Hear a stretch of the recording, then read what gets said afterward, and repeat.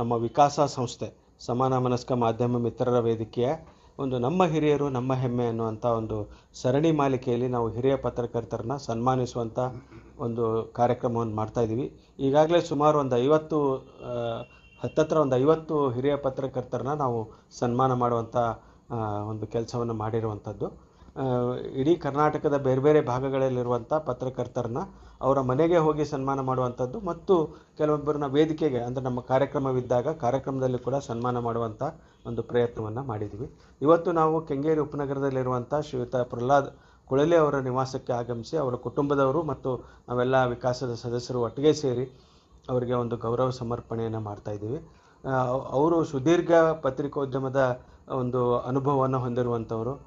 ಪತ್ರಕರ್ತರಾಗಿ ಸಂಯುಕ್ತ ಕರ್ನಾಟಕ ಇರ್ಬೋದು, ಆಕಾಶವಾಣಿ ಇರ್ಬೋದು ಮತ್ತು ಹಿಂದಿನ ದಿವಂಗತ ಮಾಜಿ ಮುಖ್ಯಮಂತ್ರಿ ಆರ್ ಗುಂಡೂರಾವ್ ಅವರ ಮಾಧ್ಯಮ ಕಾರ್ಯದರ್ಶಿಯಾಗಿ ಕೂಡ ಅವರು ಸೇವೆಯನ್ನು ಸಲ್ಲಿಸಿರುವಂಥದ್ದು. ಗುಂಡೂರಾವ್ ಟೈಮಲ್ಲಿ ಅವರು ಇದ್ದಿದ್ದು, ಅವರು ಕೆಲಸ ಮಾಡ್ತಾ ಇದ್ದಿದ್ದು, ಅವ್ರು ನಮ್ಮ ಜೊತೆಗೆ ಒಡನಾಟ ಇದ್ದಿದ್ದು, ಇದೆಲ್ಲನೂ ತುಂಬ ಅವಸ್ಮರಣೀಯ. ಏನಂತಂದರೆ ಆ ಕಾಲದಲ್ಲಿ ಪತ್ರಕರ್ತರು ಅಂತಂದರೆ ತುಂಬ ಬೆಲೆ ಇತ್ತು. ಯಾವ ಕರೆಕ್ಟು, ಯಾವ ಇದಕ್ಕೂ ಕೂಡ ಯಾವ ದಾಕ್ಷಿಣ್ಯಕ್ಕೂ ಸಿಕ್ಕಾಕೊಳ್ತಿರ್ಲಿಲ್ಲ, ಯಾರ ರಂಗಕ್ಕೂ ಇದಾಗ್ತಾ ಇರಲಿಲ್ಲ. ಅಂಥ ಇದರಲ್ಲಿ ಕೆಲಸ ಮಾಡಿದಂಥ ಈ ಟೀಮು. ಒಂದು ಮಾಹಿತಿ ಸಿಕ್ತು ನನಗೆ.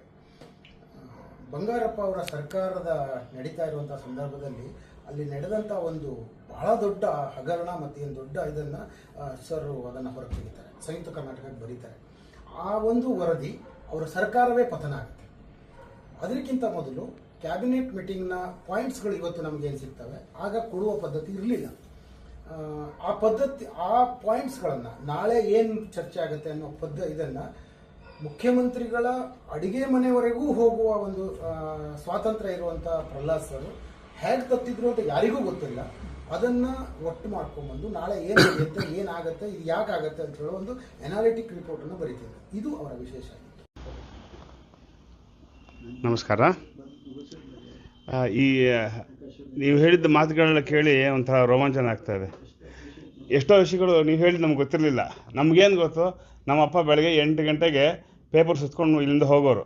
ಮನೆ ಕಡೆ ಹೇಳ್ತಾ ಇದ್ದೀನಿ ನಾನು. ರಾತ್ರಿ 12 ಗಂಟೆಗೆ ಬರೋರು. ಸಂಡೇ ಕೂಡ ರಜಾ ಇಲ್ಲ. ಅವ್ರದ್ದು ನೋಡಿ ನಮಗೆ ಇಷ್ಟೊಂದು ಹೆಂಗೆ ನಾವು ಈಗಿನ ಕಾಲದಲ್ಲಿ ನಾವು HR ಮ್ಯಾನೇಜರ್ ನಾನೊಂದು 30 ವರ್ಷ ಕೆಲಸ ಮಾಡಿದೆ.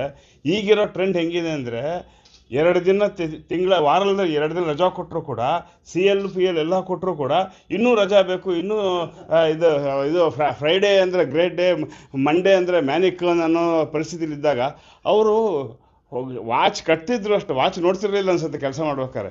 ಇಲ್ಲಿಂದ ಹೋಗೋದು ಮಾತ್ರ ಕರೆಕ್ಟಾಗಿ 8ರಿಂದ 1 ಗಂಟೆ ಮನೆಯಿಂದ ಹೊರಟ್ಬಿಡೋರು. ರಾತ್ರಿ ಬರೋದು 12 ಗಂಟೆಗೆ, 1 ಗಂಟೆಗೆ. ಅವರು 5:30 ಬಂದಿದ್ದು ಇಲ್ಲೇ ಇಲ್ಲ, ಹಿಸ್ಟ್ರಿನೇ ಇಲ್ಲ.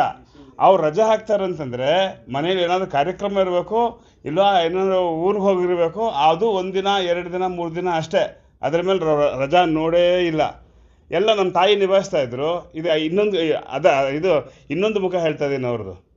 ಅವರು ಒಂದ್ಸಲಿ ನಮ್ಮ ತಾಯಿಗೆ ಹ್ಯಾಂಡ್ ಓವರ್ ಮಾಡೋದು. ಪಾಪ ನಮ್ಮ ತಾಯಿ ಎಲ್ಲ ನೋಡ್ಕೊಳ್ಳೋರು. ಹೊರಗಡೆ ಅವ್ರಿಗೆ ಒಂದು ವರ್ಕಹಾಲಿಕ್ ಅಂತ ಏನು ಹೇಳ್ತಾರಲ್ಲ, ಆ ಥರ ಜನ ಅವರು.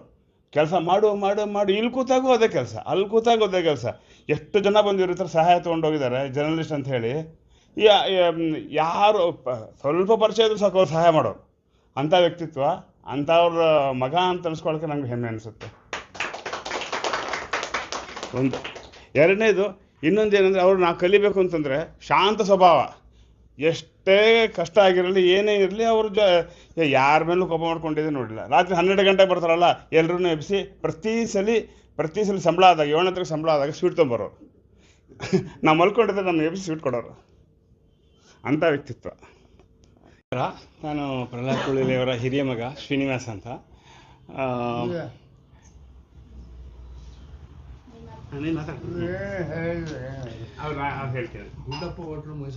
ನಾನು ಚಿಕ್ಕವನಿದ್ದಾಗಿಂದ ನಾನು ಬಹಳಷ್ಟು ನಮ್ಮ ತಂದೆಯವ್ರ ಜೊತೆ ಆಫೀಸ್ಗಳಿಗೆ ಹೋಗಿದ್ದು ಜಾಸ್ತಿ. ಅಂದರೆ ನಾವು ಚಿಕ್ಕವನಿದ್ದಾಗಿಂದ ಸಂಯುಕ್ತ ಕರ್ನಾಟಕಕ್ಕೆ ಆಗಾಗ ಕರ್ಕೊಂಡು ಹೋಗ್ತಾ ಇದ್ರು. ಶಾಮರಾರಿಂದ ಹಿಡಿದು ಗುಂಡಾ ಭಟ್, ಭಾಸ್ಕರ್ ಭಟ್, ಆಮೇಲೆ ಜಗನ್ನಾಥ್, ಗರುಡಂಗಿರಿ ನಾಗರಾಜು ಇವರ ಗಿಲ್ಡ್ ಫಂಕ್ಷನ್ ಆದಾಗೆಲ್ಲ ನೋಡಿದ್ದು. ಸೊ ಬಹಳಷ್ಟು ಸಲ ಸಂಯುಕ್ತ ಕರ್ನಾಟಕಕ್ಕೆ ಇವ್ರ ಜೊತೆ ಹೋಗಿದ್ದು ನಾನೇ. ಹಿರಿಯ ಮಗನಾಗಿದ್ದು ಅದೊಂದು ನಮಗೆ ಇದಿತ್ತು. ಎಷ್ಟೋ ಸಲ ನಾವು ರಾತ್ರಿ ಲೇಟ್ ಹಾಕೋದು, ಹೇಳ್ತಾನೆ ಇರಲಿಲ್ಲ. ಬೆಳಗ್ಗೆ ಹೊತ್ತು ಎಲೆಕ್ಷನ್ ಟೈಮಲ್ಲಿ ಬೆಳಗ್ಗೆ ಹೊತ್ತು ಕೂಡ ಬೇಗ ಹೋಗ್ಬಿಡೋರು, ನೋಡ್ತಾನೆ ಇರಲಿಲ್ಲ. ಹಾಗೆ ನೋಡಿದ್ದು ಅಂದರೆ ಸ್ವಲ್ಪ ಆ ಸುವರ್ಣ ದಿನಗಳು ಅನ್ಬೇಕು. ಗುಂಡೂರು ಅವತ್ತೆ ಪ್ರೆಸ್ ಇನ್ಫಾರ್ಮೇಷನ್ ಆಫೀಸರ್ ಆಗಿದ್ದಾಗ ನಾವು ಅವರು 6:30 7 ಗಂಟೆಗೆ ಬರೋರು. ಆವಾಗ ಒಂದು ಸ್ವಲ್ಪ ದಿವಸ ಒಂದು 5-6 ತಿಂಗಳು 7 ತಿಂಗಳು ಇರಬೇಕಷ್ಟೆ. ಅದಾದಮೇಲೆ ಸಂಯುಕ್ತ ಕರ್ನಾಟಕಕ್ಕೆ ಹೋದ್ಮೇಲೆ ಮತ್ತೆ ಅವರು ನಾವು ನೋಡ್ತಾ ಇದ್ದಿದ್ದೇ ಕಡಿಮೆ. ಸೊ ಹಾಗಾಗಿ ನಾವು ನಿಜವಾಗ್ಲೂ we are feeling proud actually. ಇವರ ಒಂದು ಸಾಧನೆ ಆಗಲಿ ಇದಾಗಲಿ. ಬಟ್ ಆ್ಯಕ್ಚುಲಿ ನಮಗೆ ಇವ್ರ ಬಗ್ಗೆ ಗೊತ್ತಾಗಲ್ಲ, ಆಚೆಯಿಂದ ಇವ್ರ ಬಗ್ಗೆ ನಮಗೆ ಹೆಚ್ಚು ಗೊತ್ತಾಗಿರೋದು. ಅದು ಬಹಳ ಖುಷಿ ಅನಿಸುತ್ತೆ. ಈ ಒಂದು ಸನ್ಮಾನ ಮಾಡಿದ್ದೀರ ವಿಕಾಸ ಸಂಸ್ಥೆಯಿಂದ ನಮ್ಮ ತಂದೆಯವ್ರಿಗೆ, ಬಹಳ ಖುಷಿ ಆಗುತ್ತೆ. ಅದಕ್ಕೆ ನಾವು ಕೃತಜ್ಞರಾಗಿದ್ದೀವಿ. Thank you. ವಿಕಾಸ ಸಂಸ್ಥೆಯಲ್ಲಿ ನಾನು ಸದಸ್ಯನಾಗಿದ್ದೇನೆ. ಸೊ ಅದು ಕೂಡ ನನಗೆ ಹೆಮ್ಮೆ ಇದೆ. ಸೊ ಈ ಕಾರ್ಯಕ್ರಮದಲ್ಲಿ ಭಾಗಿಯಾಗ್ತಾಯಿದ್ದು ನನ್ನ ಸೌಭಾಗ್ಯ ಅಂತ ಹೇಳಬೇಕು. ಫಸ್ಟ್ ಏನಂತಂತಂದರೆ ಪ್ರಹ್ಲಾದ್ ಕುಳಲಿ ಅವರು ಅವ್ರ ಅಳಿಯನಾಗಿ, ಇನ್ಫ್ಯಾಕ್ಟ್ ನಾನು ಒಬ್ಬ ಜರ್ನಲಿಸ್ಟ್ ಆಗಿದ್ದೀನಿ. ಬಟ್ ನಾನು ಜರ್ನಲಿಸಮ್ ಬರೋ ಹೊತ್ತಿಗೆ ಅವ್ರು ಆಲ್ರೆಡಿ ರಿಟೈರ್ ಆಗಿಬಿಟ್ಟಿದ್ರು. ನಾನು ಆಲ್ಮೋಸ್ಟ್ 99 ಬಂದಿದ್ದೆ ಪತ್ರಿಕೋದ್ಯಮಕ್ಕೆ. ಅದು ಫಸ್ಟ್ ಬಂದಿದ್ದು ನಾನು ಸಂಯುಕ್ತ ಕರ್ನಾಟಕನೇ. ಅವ್ರು ಸಂಯುಕ್ತ ಕರ್ನಾಟಕದಿಂದ ರಿಟೈರ್ ಆಗಿ 2 ವರ್ಷ ಆಗಿತ್ತು ಆಲ್ಮೋಸ್ಟ್. ಅವ್ರ ಜೊತೆಗೆ ಕೆಲಸ ಮಾಡೋದಕ್ಕೆ ನನಗೆ ಅವಕಾಶ ಸಿಗಲಿಲ್ಲ. ಬಟ್ ಅವ್ರ ಕೆಲಸಗಳು ಯಾವ ರೀತಿ ಕೆಲಸ ಮಾಡಿದ್ದಾರೆ, ಯಾವ ರೀತಿ ಪತ್ರಿಕೋದ್ಯಮದಲ್ಲಿ ತೊಡ್ಕೊಂಡಿದ್ದಾರೆ, ಯಾವ ರೀತಿ ಒಂದು ಆದರ್ಶವಾದಿಯಾಗಿ ಒಂದು ಎಕ್ಸಾಂಪಲ್ ಸೆಟ್ ಮಾಡಿದ್ದಾರೆ ಅನ್ನೋದನ್ನೆಲ್ಲ ನನಗೆ ತಿಳ್ಕೊಳ್ಳೋವಂಥದ್ದು ಸೌಭಾಗ್ಯ ನಂದಾಯಿತು. ಸುಮಾರು ಸಲ ಅವ್ರ ಜೊತೆಗೆ ನಾನು ಇಂಟ್ರ್ಯಾಕ್ಟ್ ಮಾಡಿದ್ದೀನಿ.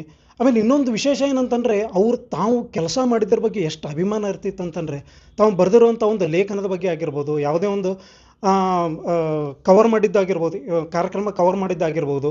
ಆಮೇಲೆ ಒಂದು ಸಲ ಬಸ್ಸು ಒಂದು ಕೆರೆಗೆ ಬಿದ್ದುಬಿಟ್ಟು ಸುಮಾರು ಜನ ಸತ್ತೋಗ್ಬಿಟ್ಟಿದ್ರು. ಆವಾಗ ನಾನು ಯಾವ ರೀತಿ ಅದನ್ನು ಕವರ್ ಮಾಡಿದೆ. ಆ ಟೈಮಲ್ಲಿ ಈ ಥರ ಟೆಲಿಫೋನು ಇರಲಿಲ್ಲ, ಟಿ ವಿ ಇರಲಿಲ್ಲ, ಸುದ್ದಿ ಕಳಿಸೋದಕ್ಕೆ ಯಾವುದೇ ಒಂದು ವ್ಯವಸ್ಥೆ ಕೂಡ ಇರಲಿಲ್ಲ. ಆ ಟೈಮಲ್ಲಿ ನಾನು ಯಾವ ರೀತಿ ಕಂಪ್ಲೀಟ್ಲಿ ಅದನ್ನು ಕವರ್ ಮಾಡಿದೆ ಅನ್ನೋದ್ರ ಬಗ್ಗೆ ಅವರು ತುಂಬ ಹೆಮ್ಮೆಯಿಂದ ಹೇಳ್ಕೊತಾ ಇದ್ದಾರೆ. ಅದೊಂದೇ ಅಲ್ಲ, ಸುಮಾರು ವಿಷಯಗಳನ್ನು ಅವರು ನಮ್ಮ ಜೊತೆಗೆಲ್ಲ ಚರ್ಚೆ ಮಾಡ್ತಾಯಿದ್ರು.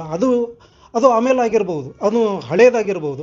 ಆದರೆ ಇತ್ತೀಚಿನ ದಿನಗಳಲ್ಲೂ ಕೂಡ ಈಗ ಏನು ನಡೀತಾ ಇದೆ, ವಿಧಾನಸೌಧದಲ್ಲಿ ಏನು ನಡೀತಾ ಇದೆ, ಲೋಕಸಭೆಯಲ್ಲಿ ಏನು ನಡೀತಾ ಇದೆ, ಆಮೇಲೆ ರಾಜಕೀಯವಾಗಿ ಏನೇನು ಡೆವಲಪ್ಮೆಂಟ್ ಆಗ್ತಾಯಿದೆ, ಇಂಟರ್ನ್ಯಾಷನಲ್ ಏನೇನು ಡೆವಲಪ್ಮೆಂಟ್ ಆಗ್ತಾಯಿದೆ, ಅದು ಎಲ್ಲದರ ಬಗ್ಗೆಯೂ ಅವ್ರಿಗೆ ಭಾರಿ ಆಸಕ್ತಿ. ಈಗಲೂ ಕೂಡ ಅವರು ಅದನ್ನು ನೋಡಿ ಕೇಳಿ ತಿಳ್ಕೊಂಡು ಅದ್ರ ಬಗ್ಗೆ ಚರ್ಚೆ ಎಲ್ಲ ಮಾಡ್ತಾ ಇರ್ತಾರೆ. ಆಮೇಲೆ ಎಲ್ಲಕ್ಕಿಂತ ಇಂಪಾರ್ಟೆಂಟ್ ಥಿಂಗ್ ಏನಂತಂದರೆ, ಈಗಿನ ಯುವ ಪತ್ರಕರ್ತರಿಗೆ ಏನಿದೆಯಲ್ಲ, ಅವರು ಒಂಥರ ಇವ್ರ ಕೆಲಸ ಒಂದು ಆದರ್ಶ. ಪ್ರೊಬಬ್ಲಿ ಈಗಿನ ಜನ್ರೇಷನ್ನು ಪ್ರತಿಯೊಬ್ಬರು ಇವರು ಹೇಗೆ ಕೆಲಸ ಮಾಡ್ತಾಯಿದ್ರು, ಯಾವ ರೀತಿ ನಿಸ್ವಾರ್ಥದಿಂದ ಅವರು ತಮ್ಮ ವೃತ್ತಿಯಲ್ಲಿ ತೊಡ್ಕೊಂಡಿದ್ದರು, ಯಾವುದೇ ಒಂದು ಸ್ವಾರ್ಥ ಇರಲಿಲ್ಲ. ಆಮೇಲೆ ಸಂಪೂರ್ಣವಾಗಿ ಪತ್ರಿಕೋದ್ಯಮ ಕೊಡೋದಿದೆಯಲ್ಲ, ಅದನ್ನು ಈಗಿನ ಪತ್ರಿಕೋದ್ಯಮದವರು ಪ್ರತಿಯೊಬ್ಬರು ತಿಳ್ಕೋಬೇಕು ಅಂತ ನನ್ನ ಆಸೆ. ಆದರೆ ಇವರು ಅಳಿಯನಾಗಿ, ನಾನೊಬ್ಬ ಪತ್ರಕರ್ತನಾಗಿ ಒಂದು 10% ಇವ್ರು ಮಾಡಿದ್ದು ನಾನೇನಾದರೂ ಸಾಧಿಸಿಬಿಟ್ರೆ ಅದು that will be great achievement ಅಂತ ನಾನು ಹೇಳೋದಕ್ಕೆ ಇಷ್ಟಪಡ್ತೀನಿ. ಅದ್ರ ಜೊತೆಗೆ ವಿಕಾಸ ಸಂಸ್ಥೆಯವರು ಬಂದುಬಿಟ್ಟು ಸನ್ಮಾನ ಮಾಡಿದ್ದಕ್ಕೆ ಆಮೇಲೆ ನಮ್ಮ ಕುಟುಂಬದ ಪರವಾಗಿನೂ ನಾನು ಧನ್ಯವಾದ ಹೇಳೋದಕ್ಕೆ ಇಷ್ಟಪಡ್ತೀನಿ. ನಮಸ್ಕಾರ. ಆಕಾಶವಾಣಿನಲ್ಲಿ ನ್ಯೂಸ್ ರೀಡರ್ ಅಂತ ಮಾಡ್ತಾಯಿದ್ದೆ. ಆ್ಯಕ್ಚುಲಿ ಫುಲ್ ಟೈಮ್ ಜರ್ನಲಿಸಮ್ಮೇ ಅದು. 2 ವರ್ಷ ನ್ಯೂಸ್ ರೀಡರ್ ಮಾಡಬೇಕಾದ್ರೆ, ಆಮೇಲೆ ಒಂದು ಸಂದರ್ಭದಲ್ಲಿ ನಾನು VN ಸುಬ್ಬರಾವು, ಕುಳಲಿ ಅವರು, ನಂತರ ಗರುಡನಗಿರಿ ನಾಗರಾಜು, ನಾವೆಲ್ಲ ಒಂದು ಕಡೆ ಕೂತ್ಕೊಂಡಾಗ ಇವರು ನನಗೆ ಬೆಂತಟ್ಟು ಹೋದರು. ಗುರ್ತಿಡಿದ್ರು, ಸಂತೋಷ ಆಗ್ತಾಯಿದೆ. ನಂತರದಲ್ಲಿ ಶಾಮರಾವ್ ಅವರ ಇದರಲ್ಲಿ ಗರಡಿನಲ್ಲಿ ನಾನು ಸರ್ಕ್ಯುಲೇಷನ್ ಮ್ಯಾನೇಜರ್ ಅಂತ ಸೇವೆ ಸಲ್ಲಿಸ್ಬೇಕಾದ್ರೆ ಅಲ್ಲೂ ಭಾಳ ಆತ್ಮೀಯರಾಗಿದ್ದರು ಕುಳಲಿಯವರು. ನಾನು ಮೊದಲಿಗೆ ಸೂಚನೆ ಕೊಟ್ಟಿದ್ದೆ, ಪ್ರಹ್ಲಾದ್ ಕುಳಲಿ ಅವರು ಇದ್ದಾರೆ, ನಾವು ಇಲ್ಲಿ ಕರೆದು ಸನ್ಮಾನ ಮಾಡ್ಬೋದು ಅಂತ, ಹುಬ್ಳಿನಲ್ಲಾಗಲಿ ಅಥವಾ ಬೇಲೂರಿನಲ್ಲಾಗಲಿ ಮಾಡಬೇಕು ಅಂತ. ಬಟ್ ಕಾರಣಾಂತರದಿಂದ ಅದಾಗಲಿಲ್ಲ. ಭಾಳ ಸಂತೋಷ. ನಾನು ಇಲ್ಲೇ 1-2 ಸಲ ಮೀಟ್ ಮಾಡಿದ್ದೆ ಸಾರ್ನ. ಭಾಳ ಸಂತೋಷ. 100 ಕಾಲ ಬಾಳಿ. ನಿಮ್ಮ ಆಶೀರ್ವಾದ ನಮ್ಮೆಲ್ಲ